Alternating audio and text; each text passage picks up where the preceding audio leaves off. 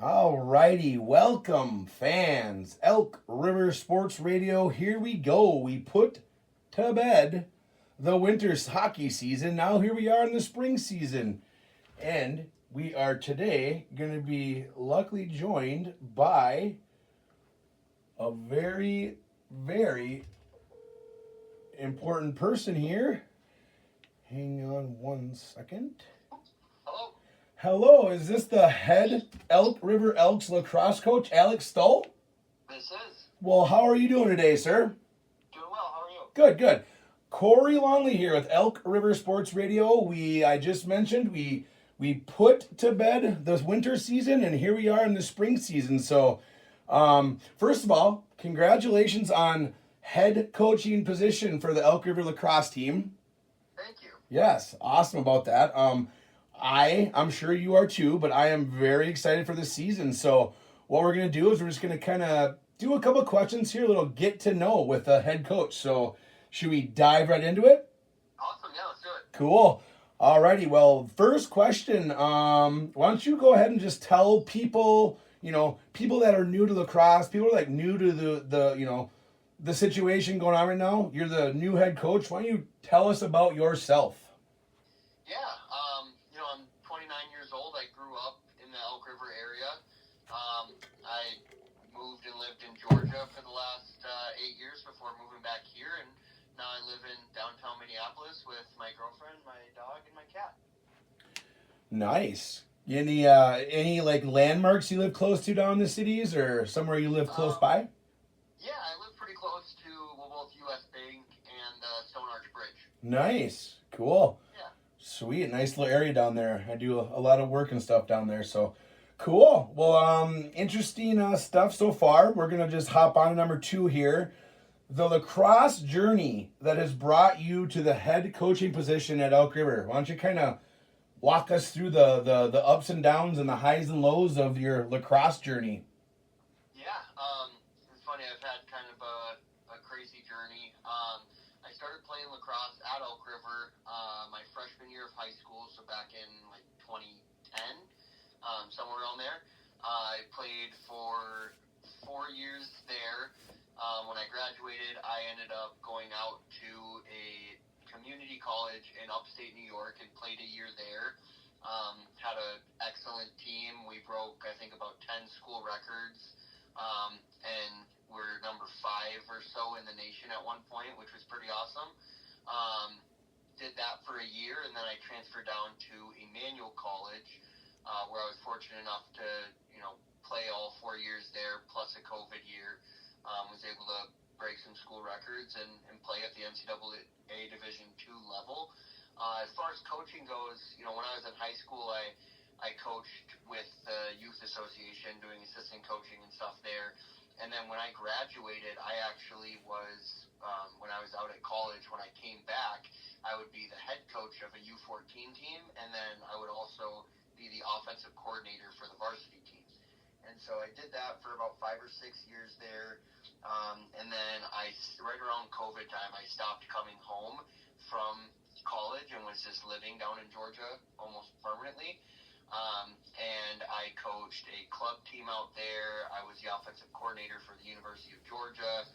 Then I was the interim head coach for 2 years at Emmanuel College, or University now, down in Georgia at the NCAA Division II level, and then was a head coach at a high school program down there called Strong Rock Christian School, where I was fortunate enough to win the Henry County Coach of the Year award, which was pretty fun. So all in all, I've been coaching about 14 years. My playing career has been pretty much as long as I've been coaching, except for these last couple of years. Wow, that is, Coach, exactly why I do this interview, right? What you just said. That is, not just informational stuff, but that's some good stuff.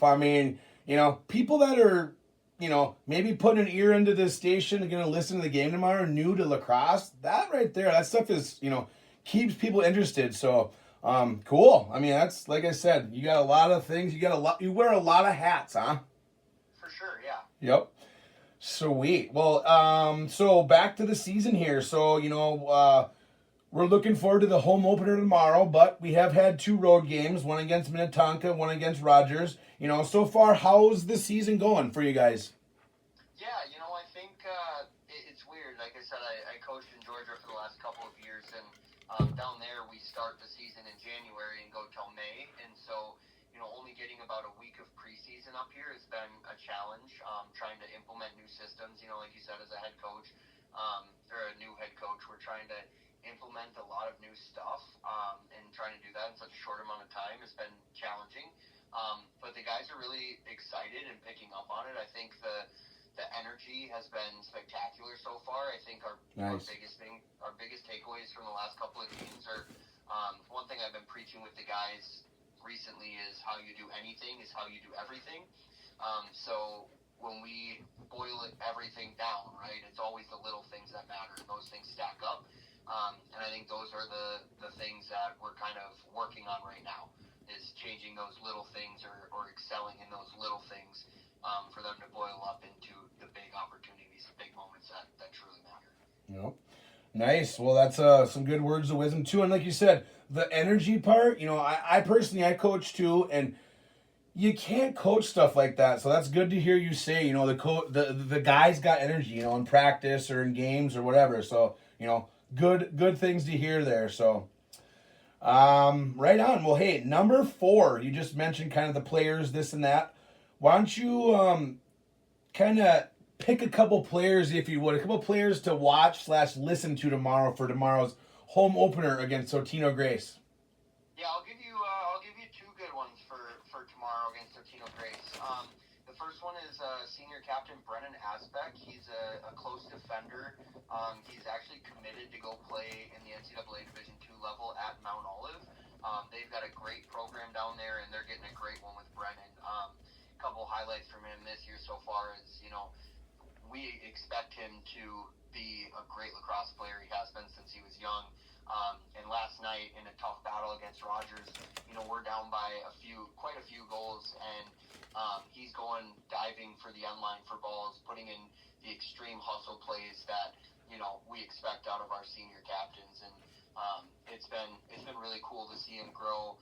Not only since I met him when he was 10 or something around there.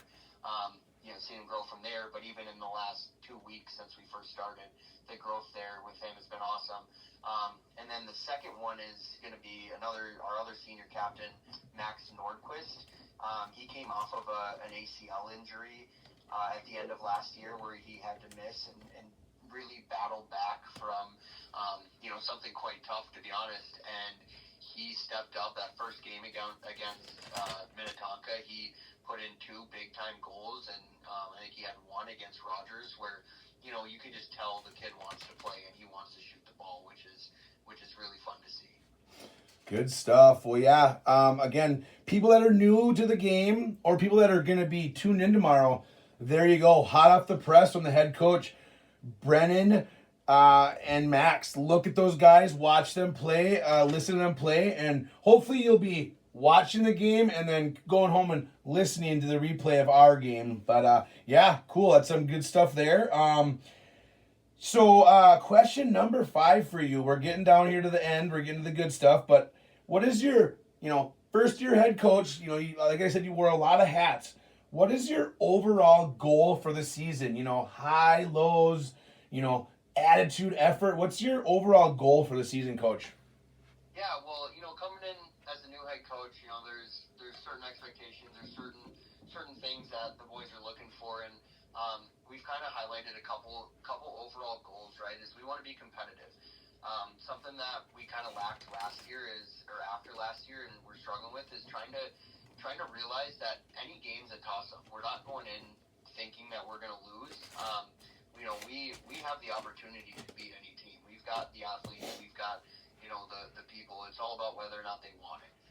And something that we've been talking about is that if we go into the game thinking that we already have lost, or thinking that we're going to lose, we've already lost. Yep. So getting that mental fortitude and the attitude of practicing like we're the worst team in the state, but playing every team like we're the best. And what I mean by that is, we come into practice, we got to work like we're the worst team, and we're trying to be the best. But when we get into the game, we got to have that confidence of we are the best team and we're going to win. And so, that's one of our goals is to get that mentality of building us into a winning program. I think the other thing that we really need to focus on and build up for the season is just to, have fun and have energy. Any team is really tough to beat when they're out there and they're enjoying themselves and they're energetic, not only on the field but on the sideline as well. And so, just fighting for each other and fighting for our brothers and really enhancing that family culture that the previous coach Thomas Haugen has put in, just enhancing that type of energy in the family culture, like I was saying. Yep, and like some teams, they don't have it, they have to work for it, and like you said, that's good. Dangle the carrot in front of the guys and make them work hard. That's good things to not just necessarily for lacrosse, but for high school, for college, for down the road when you get a job. So the things you're teaching them more or less about life, but lacrosse kind of fits into the situation there too. So, but sure, and that's my biggest goal too. Is at the end of the day, this is 4 years of lacrosse. I also got to prepare them for the rest of their lives as well, and they're great kids, and I'm really fortunate to be here. Awesome. Alrighty, well, Elk River Sports Radio makes its spring debut tomorrow. Boys lacrosse. I got goosebumps already, Coach. I cannot wait. Totino Grace comes into the to Elk River here to the stadium, and we'll see them tomorrow. But we're gonna wrap this up for you. What does it mean to you to be the head coach at Elk River High School Elks lacrosse team? What does it mean to you? Game days, to put the jacket on, to put the hat on, to put everything red and black and white on. What does it mean to you, Coach? Yeah, it's funny. This actually kind of goes into the last question as well for the overall goal. But, for me, what it means to be an Elk is at the beginning of the season, before the first day of practice, I brought note cards to every kid and all of us coaches as well, and we wrote down our why. And this is something that I really like to do because at the end of the day, we're playing lacrosse, but we're playing it with each other. And for a lot of people, their why can be different. When I played, my why was to have kind of a family outside of my family and work on some self-confidence things that lacrosse, I think, helped me with. And so what it means for me to be an Elk is to be able to give that family aspect to a kid who might need it. Something that this program gave me, 10 plus years ago, and just be able to give that back. This sport has given me everything that I have right now, and being able to give back to that, and again, the program that started it all. So, being back in Elk River wearing the red and black and white, and just being here around the school and the program and the culture, means everything to me. Wow. I mean, hey, again, why I do this interview, I am a class of 96 Elk River graduate, and everything you just spit, the facts you just spit right there, listen to me, I'm speechless in a way here, but wow, Coach, again, thank you so much for doing this interview. We look forward, Elk River Sports Radio looks forward to debut tomorrow, Elk River versus Totino Grace. Game starts at 6:30. What time anything special going on? What time do the gates open? Want to fill anybody in on that stuff? Yeah, so I'm glad you asked. So we've got JV at 5, varsity at 6:30. So gates will be open anytime, probably around 4:30 for the JV game, about 30 minutes before. But the cool part about tomorrow is with the varsity team, we're actually doing a Stick It to Cancer night. Something very personal to me. My uncle just recently passed in January from cancer, and so we've got a nice fundraiser set up. The boys are all going to be wearing some Stick It to Cancer or American Cancer Society stickers. We've got a bunch of places that we're going to be able to donate, and then we've got some Wall of Hope cards as well. The players will get to write, with how many people have been affected by cancer. The players will get to write where they've been affected. Us coaches will. and just kind of, who we're dedicating that specific game to. So it's we're really trying to raise money, raise awareness, and make this game special. Yep.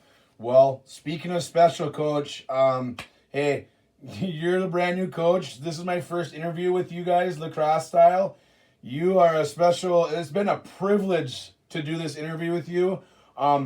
Look forward to getting it online for you and getting the word out to everybody in Elks Lacrosse Nation. So that is going to be a wrap. Again, Elk River Elks coach, high school head coach Alex Stoll.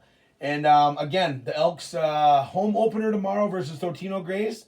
JV at 5 and varsity starts at 6:30. So get on out, support the red and black, and we'll see you down the road, Coach. Thank you so much, Corey.